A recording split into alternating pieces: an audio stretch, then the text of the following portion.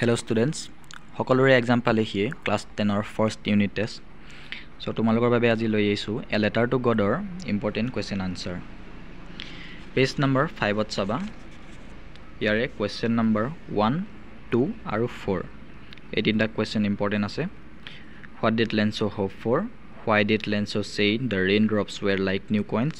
আৰু what were Lenzo's feeling when the hail stopped? Question আনসাৰবোৰ লিখিলা চাগে। তথাপিও মই কোৱেশ্চনৰ আনসাৰবোৰ ৱেবসাইটত মোৰ আছে। মই ৱেবসাইটৰ লিংকটো ডেসক্ৰিপচনত দি দিম, তোমালোকে তাৰ পৰা চাই ল'ব পাৰিবা। এতিয়া পেজ নম্বৰ 6 ত আহা। ইয়াৰ কোৱেশ্চন নম্বৰ 1 আৰু 3 এই দুটা ইম্পৰ্টেন্ট আছে। কোৱেশ্চন নম্বৰ 2 টো বৰ বিশেষ টান নহয়। Who read the letter? ইয়াৰ আনসাৰটো হ'ব the postmaster। তাৰ পিছত পেজ নম্বৰ 7 ত চোৱা। Thinking about the texter, question number 2. Why does the postmaster send money to Lenzo? Why does he sign the letter God?